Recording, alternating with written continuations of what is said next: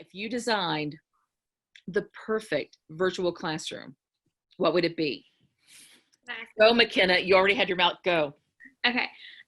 So are we creating the perfect virtual classroom for ourselves or for our peers? Because everyone learns in a different way. Yes.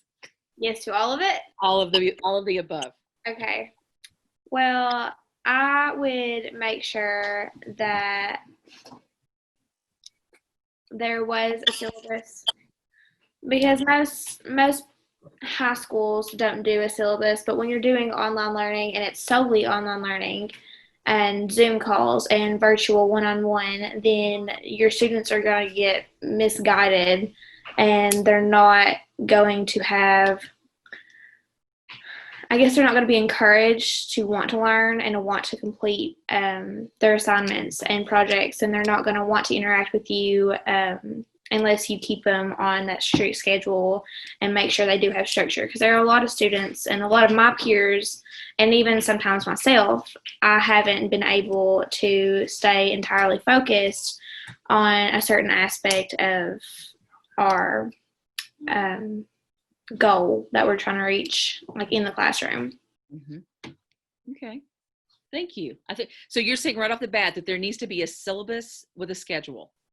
Yes. Okay. A lot of children don't have self-discipline, and they don't have the ability to structure their own lives, let alone, teach themselves, basically, because that's what we're learning to do online. Yes. Okay, thank you. Thank you. Arwen's keeping me on the time thing, so that's one reason why I kind of jumped off that one and went to this one. Brysen, what about you? I think one thing that's critical to creating this platform would be flexibility. And I think you can see it in like a lot of what we've talked about. We've all kind of had the same experiences. Like we've all had some dual credit experience, and McKenna had some experience with a completely online curriculum. But a lot of students are kind of got through into this without any experience in that. So I think flexibility is a big factor in what you'd be creating, because some people can, learn online and create their own schedule and do completely fine. But other students may need a little more assistance in creating a timeline for themselves. So I think flexibility in allowing the creation of some sort of platform that can let you work at your own pace, but also allows for like guided learning would also be critical.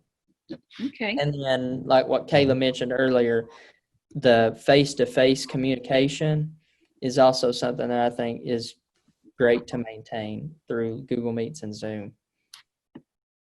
Okay, thank you. Caleb? I feel like for me, it's interaction. So the face-to-face, and then the ability to learn off of what your peers in your class have to say. Because I know for me, in a lot of my dual credit classes that I've taken, in a lot of instances, I've learned more through other students' questions and other students' comments than I have from what the teacher had to say. And I feel like, especially too, if we're talking across the board, K through 12, that interaction for the younger kids is crucial to developing social skills, them knowing how to talk to other kids and how to communicate with their teacher face to face, not just their parents sending emails back and forth. Arwen, what would you say?